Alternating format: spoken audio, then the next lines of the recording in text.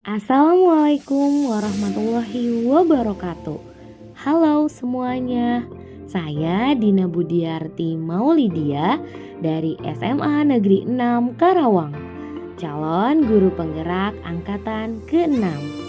Pada video kali ini izinkan saya mempersembahkan aksi nyata modul 2.3, yaitu tentang coaching untuk supervisi akademik. Pada pendidikan guru penggerak ini, fasilitator saya yaitu Bapak Andriansyah Pulhulawa dan pengajar praktik yaitu Bapak Cucu Mustika. Supervisi akademik yang saya lakukan yaitu di SMA Negeri 6 Karawang. Dalam proses supervisi akademik ini saya melalui 3 tahap. Yang pertama yaitu percakapan pra-observasi. Yang kedua, observasi atau pelaksanaannya di kelas. Dan yang ketiga, percakapan pasca observasi. Mari kita langsung saja memulai bagaimana melakukan percakapan pra-observasi yang saya lakukan bersama rekan sejawat. Warahmatullahi wabarakatuh. Halo semuanya, perkenalkan saya Dina Budiarti Maulidia dari CGP Angkatan 6. Kali ini saya akan berdiskusi dengan Ibu Ani terkait agenda prasupervisi. Baik saja ya Bu. Assalamualaikum warahmatullahi wabarakatuh. Waalaikumsalam warahmatullahi wabarakatuh. Ya, Bu Ani gimana nih kabarnya? Alhamdulillah baik. Alhamdulillah. Lagi sibuk? Sudah alhamdulillah. Lagi santai. Seperti kalau gitu ya, jadi saya tidak mengganggu. Baik Bu Ani, agenda hari ini kita akan berbicara sampai terkait supervisi akademik yang akan kita lakukan kapan nih Bu Ani? Misalnya Insya Allah hari Jumat ya. Sebelum melakukan supervisi saya mau ngobrol-ngobrol nih, menggali apa sih sebenarnya gitu yang akan kita fokuskan pengembangan diri Bu Ani untuk besok seperti apa. Nah jadi tujuannya obrolan kita kali ini bakal tentang apa nih Bu Ani? Insya Allah besok kegiatan pembelajarannya itu nanti anak-anak atau peserta didik itu akan mengamati tentang bahan pangan. Bahan pangannya itu mengenai yang hewani gitu. Jadi nanti anak-anak mengidentifikasi dari bahan pangan hewan itu ada apa saja sih, terus kandungan gizinya itu ada apa saja sih. Sudah itu bisa dijadikan produknya apa saja. Diharapkan anak-anak bisa mengidentifikasi. Baik.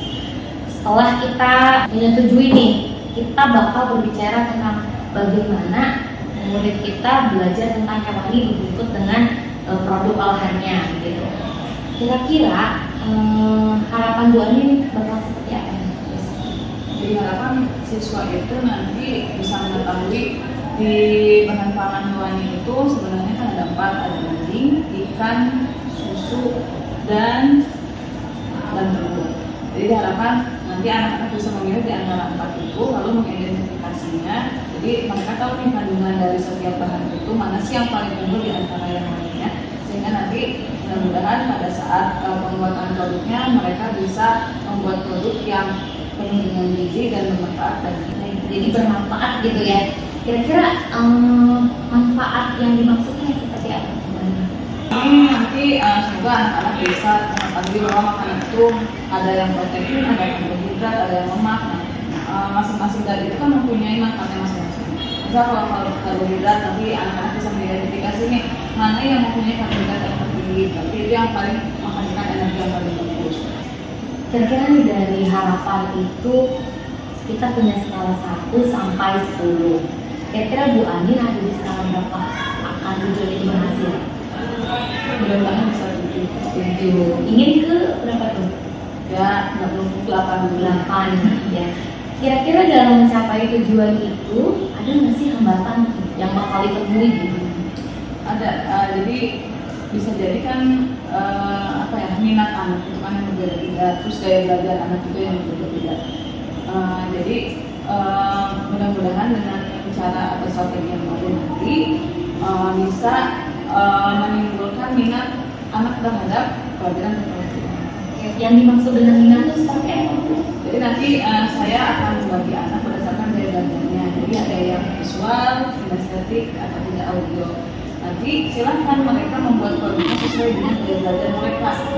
nih kalau yang kinestetik silakan mereka bisa memperagakan gitu, seperti membuat pantomim atau apa yang sebagainya. Terus kalau misalnya yang audio bisa dia bernyanyi tentang yang misal tangan yang daging gitu, seperti itu. Ya, jadi itu solusinya gitu ya? Ya. Dari solusi dan hambatannya mudah-mudahan bisa mereka referensi sendiri gitu ya.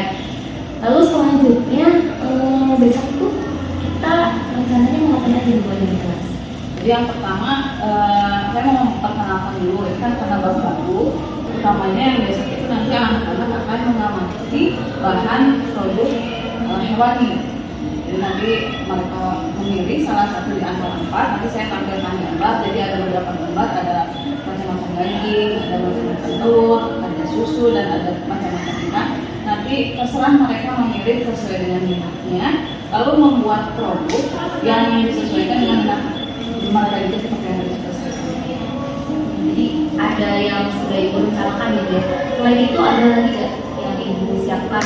Insya Allah saya sudah membuat modul ajar untuk produk. Yang kemarin kita sudah bahas juga ya masalah modul ajar yang berdiferensiasi. Berikut saya berikan tambahan tentang KSR yang mudah-mudahan nanti bisa diaplikasikan.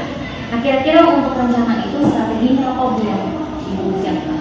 Itu strateginya pembelajarannya menggunakan pembelajaran diferensiasi. Jadi dilihat dari diferensiasi produk yang Produk ya, baik. Diferensiasi produk, baik. Ukuran keberhasilannya apa nih? Sekitar 75% siswa dapat membuat produk itu dengan lancar, tidak ada halangan, dan semoga sesuai dengan minat mereka gitu, tidak dipaksakan oleh kita. Biasanya kan kita sekarang ini silakan membuat tentang konsep, padahal kan belum tentu anak tersebut suka loh dengan tentang konsep. Bisa saja mereka membuat nyanyian atau hal yang Baik, berarti sudah dipikirkan bahwa strateginya adalah diferensiasi produk agar anak-anak juga lebih leluasa memilih sesuai minatnya. Komitmen ibu terhadap rencana ini gimana? Komitmennya untuk diri ibu di kelas itu bakal seperti apa? komitmennya yaitu ketika gurunya semangat, itu pasti anak-anaknya juga semangat. Jadi di sini saya ingin membawa hawa semangat kepada anak-anak. Jadi selain saya semangat, menyalurkan energi semangat juga ke anak-anak. Jadi intinya mulai dari diri ibu akan semangat, berharap siswa pun lebih semangat lagi ya. Kira-kira apa yang bisa membantu itu untuk menjaga komitmen itu atau siapa gitu? Yang bisa menjaga komitmen berarti saya selaku fasilitator di kelas, Ya. terutama muridnya. Jadi semoga muridnya nanti bisa bekerja sama juga sehingga dapat melaksanakan pembelajaran dengan lancar dan Baik, kita tadi udah ngobrol panjang ya terkait apa sih yang tujuan kita bahas, kemudian juga ada rencananya tindak lanjutnya nih gimana nih besok? jadi besok saya jam 7.35 akan mengajar di kelas bersama dengan strategi pembelajaran berupa diferensiasi produk. Jadi besok pembelajarannya itu tentang bahan produk hewani, bahan pangan hewani, yang di sini nanti saya akan menampilkan beberapa bahan produk hewani di depan. Nanti dipersilakan setiap siswa itu memilih salah satu dari bahan tersebut. Lalu saya memberikan kebebasan kepada mereka sesuai dengan gaya belajarnya, yaitu ada visual, kinestetik maupun audio.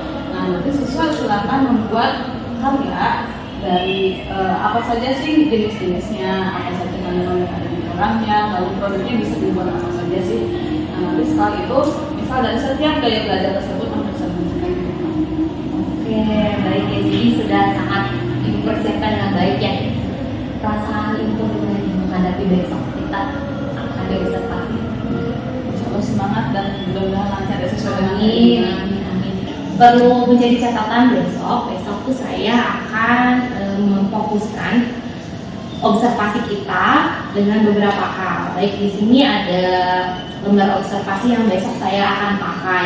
Jadi nanti saya mengisi aspek dan strategi yang tadi kita sudah bicarakan itu muncul atau tidak nanti di kelas. Kemudian bagaimana cara ibu untuk membuat tujuan yang ibu harapkan itu terjadi dan sukses sesuai dengan impian itu. Begitu. Kira-kira ada lagi yang akan kita bahas ibu?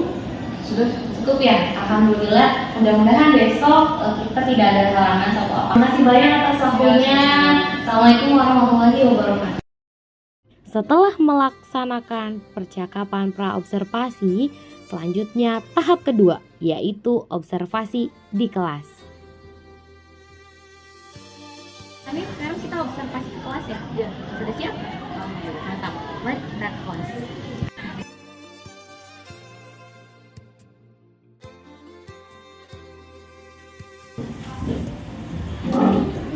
Sebelum mulai belajar kita pagi ini, alangkah baiknya kita berdoa menurut agama dan kepercayaan masing-masing.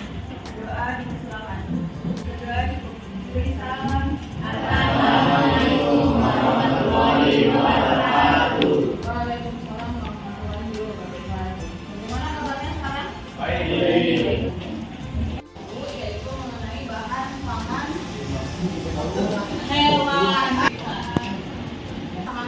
Boleh dari buku atau dari internet atau tidak dari buku LKS yang sudah ada. Nah, tapi produknya sepertinya secara visual ada yang gaya belajarnya itu ada yang audio mendengarkan, ada juga yang kinestetik. Jadi diharapkan kalian membuat produknya itu sesuai dengan gaya belajar yang kalian punya. Misalkan nih, saya tuh sukanya kalau belajar itu audio, berarti silahkan nanti membuat nyanyian. Nah kalian nih menentukan ya, atau enggak kalau misalnya yang visual berarti kalian bisa membuat peta konsep ya, bisa bikin peta konsep atau tidak dibikin dari Canva juga bisa. Terus kalau misalnya yang kinestetik berarti nanti kalian langsung presentasi di depan menjelaskan ke teman-teman. Jadi kegiatan hari ini kita akan coba mengamati dan mengidentifikasi bahan pangan hewan. Ini tugasnya individu ya. Silakan kalian pilih mau susu, telur, daging, atau susu banyak raganya. Ada susu kambing, ada susu sapi. Susu banyak raganya. Dan kayak gitulah contohnya ya. Ya pokoknya pilih apa nadanya bisa diambil dari lagu-lagu balonku, pelangi, tapi disusun dengan komponen-komponen. Kalau misalnya yang visual, silakan kalian bisa bikin peta konsep atau tidak poster. Ya silakan ini boleh digambar di buku tulis saya. Misalkan yang kinestetik, boleh kalian presentasi di depan. Ini menjelaskan ke teman-temannya saja. Ya, tidak bisa dimakan satu langsung.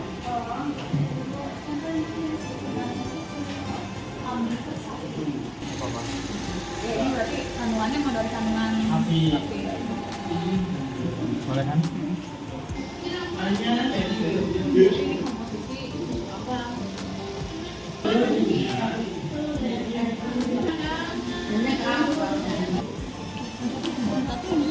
Teman-teman yang baik yang soleh dan silakan kita perhatikan dulu ini cerita akan menjelaskan tentang bahan pangan hewani dan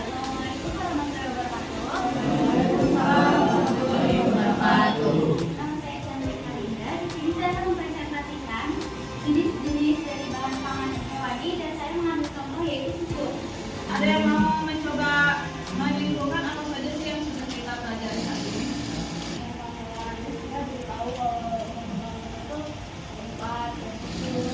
Terima kasih untuk perhatiannya. Wassalamualaikum warahmatullahi wabarakatuh. Selama melakukan observasi di kelas, saya membuat catatan di lembar observasi yang telah saya unduh melalui LMS. Selanjutnya, tahap ketiga yaitu percakapan pasca observasi. Percakapan ini dihadiri langsung oleh pengajar praktik, yaitu Bapak Cucu Mustika. Kemudian ada Bapak Kepala Sekolah, Bapak Basuki Priyatno. Dan selanjutnya ada Ibu Ai yang berasal dari perwakilan cabang dinas wilayah 4. Mari kita saksikan bersama-sama. Assalamualaikum warahmatullahi wabarakatuh. Bu Ani sehat? Alhamdulillah. Baik Bu Ani, terima kasih banyak ya sudah meluangkan waktunya. Kemarin kita sudah melakukan praobservasi di ruang yang baru itu ya, di lobi, kemudian sudah membicarakan tujuannya apa sih di kelas gitu kan. Kemudian observasi juga sudah sehari setelah praobservasi. Nah sekarang kira-kira bagaimana perasaan Bu Anin setelah BM di kelas, proses belajar mengajar yang sudah kita bicarakan? Ketika kemarin di supervisi oleh Mas Dina, sebenarnya antusias juga ya. Jarang-jarang kan dengan Thomas Jawab kita melakukan supervisi, jadi antusias, terus senang. Jadi dari sini kita bisa melihat nih kekurangan kita ketika mengajar itu di senang mainnya sih. Oke, baik. Kira-kira sudah tercapai harapan Bu Anin terhadap di lapangan nih, rancangan dan kenyataan di lapangan, apakah sudah tercapai? Alhamdulillah sudah tercapai sesuai dengan keinginan yang ada. Baik, luar biasa ya. Saya juga sudah mencatat beberapa hal kemarin di kelas terkait bagaimana pembawaan Bu Anin sesuai dengan kita pada saat praobservasi. Saya sudah mempunyai di sini lembar observasinya. Di antaranya yang sudah saya amati adalah aspek yang ingin dikembangkan oleh Bu Anin. Di antaranya ingin murid itu bisa mengidentifikasi bahan pangan hewani, itu sudah nampak. Bu Anin dengan piawai membawakan, oh ya sekarang kita akan membahas tentang gitu ya. Itu kemudian merancang produk turunannya, diberikan contoh nih kalau susu berarti turunnya nanti kemana gitu ya. Kemudian menerapkan diferensiasi produk, itu juga sudah nampak. Saya melihat di kelas murid itu antusias, ada yang sudah langsung membuka handphone, mereka yang suka menggambar ya langsung membuat di Canva, kemudian langsung menggambar. Ada juga dipersilakan untuk membuat lagu. Yang saya tulis di sini bahwa Bu Anin berhasil memberikan contoh-contohnya, termasuk membuat lagunya ya. Luar biasa, langsung ya otodidak di kelas membuat lagu gitu, berkaitan dengan materi ini.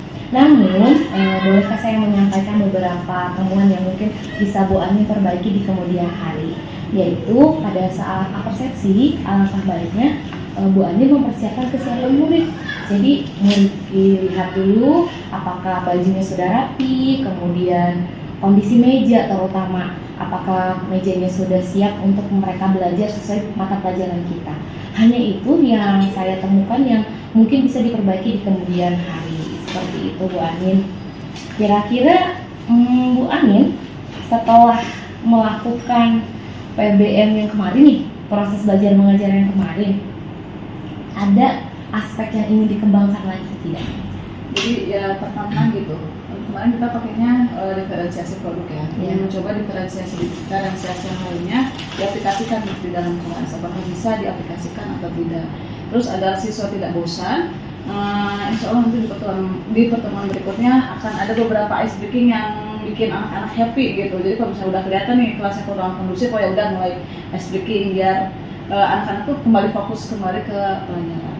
Baik, jadi saya konfirmasi ya, Bu Anin inginkan menerapkan kembali diferensiasi yang lain, kemudian juga membuat anak minatnya tertantang dengan memberikan ice breaking. Kira-kira dukungan seperti apa yang Bu Anin perlukan dalam mencapai hal tersebut? Berarti ya dukungannya dari diri sendiri dan dari siswanya itu sendiri. Berarti diri sendirinya harus mampu maksudnya menggali diri lagi. Terkadang kan kita malas ya dengan sesuatu yang baru, terlalu nyaman dengan zona nyaman kita sendiri. Jadi harus keluar dari zona nyaman ini sehingga kita bisa mulai mengembangkan diri ke arah yang lebih baik. Baik, mengembangkan diri ya. Kira-kira mengembangkan diri versi Bu Anin itu yang seperti apa? Ya itu bisa mengikuti pelatihan atau tidak lokal karya. Dia belajar dari aplikasi Merdeka Mengajar yang menyerahkan praktik baik dari CGP atau tidak guru-guru lain yang ada di Indonesia sana kan ya. Ya, Luar biasa. Jadi pendukungnya sudah terbayang ya Bu Anin. Ukuran keberhasilannya seperti apa? Dikatakan kalau ini tercapai gitu. Kalau misalnya tadi kan yang paling dekat saya ingin mencoba mengaplikasikan diferensiasi dalam bentuk lain. Nah ketika saya sudah mencoba diferensiasi bentuk lain dan ternyata antusias anak-anaknya berhasil seperti yang kemarin, mungkin itu bisa disebut berhasil. Baik, jadi minat ya yang terlihat dari antusias murid gitu. Kira-kira kurun waktu berapa lama yang dibutuhkan untuk mengembangkan potensi diri Bu Anin yang seperti itu? Sekarang kan lagi masa-masa tes aja, kemudian dari bulan Mei mungkin bisa dimulai lagi. Insya Allah dalam waktu sebulan bisa mengaplikasikan diferensiasi. Ya, luar biasa. Jadi dari percakapan kita kali ini ada gak nih? Bu Amin rasakan apa ya ini yang saya dapatkan baru gitu? Ada tidak? Apa saja dari percakapan kita kali ini yang Bu Amin dapatkan? Gitu? Tentang diri sendiri. Iya, tentang diri sendiri. Jadi membuat sesuatu yang baru gitu ya. Baik Bu Amin, kira-kira masih ada yang ingin Bu Amin sampaikan? Mungkin dengan adanya supervisi teman sejawat, ini kita jadi bisa tahu gitu apa saja kekurangan kita. Terus kita itu seharusnya ketika mengajar itu merasa disupervisi setiap hari agar performa kita ketika mengajar itu sebagus pada saat disupervisi. Baik, keren sekali. Jadi intinya harus membuat persiapan yang matang gitu ya. Ada lagi Bu Amin? Sudah cukup. Baik Bu Amin, kita sudah membuat program kedepannya pengembangan diri yang akan dicapai. Saya konfirmasi ulang bahwa Bu Amin ingin sekali menerapkan diferensiasi yang lain. Ukuran keberhasilannya jika minat murid naik, kemudian pendukungnya diri sendiri, hasil dari PMO mungkin, PMM, kemudian bisa juga referensi dari CGP. Waktunya setelah PSAJ ini. Kemudian yang kedua yaitu minat murid yang berkaitan dengan antusias mereka yang akan diberikan ice breaking gitu ya. Jadi pendukungnya referensi lainnya. Begitu Bu Amin? Baik, jika tidak ada lagi yang ingin disampaikan, saya berterima kasih banyak nih. Mudah-mudahan nanti kita bisa bertemu lagi dalam percakapan yang penuh keakraban seperti ini ya Bu Amin. Terima kasih atas waktunya. Mohon maaf apabila ada kesalahan. Saya akhiri. Wassalamualaikum warahmatullahi wabarakatuh. Waalaikumsalam warahmatullahi wabarakatuh. Setelah melakukan percakapan pasca observasi, maka telah selesailah aksi nyata yang saya lakukan yang berkaitan dengan modul 2.3. Mohon maaf apabila ada kesalahan. Saya pamit, sampai berjumpa di lain kesempatan. Wassalamualaikum warahmatullahi wabarakatuh. Salam guru penggerak.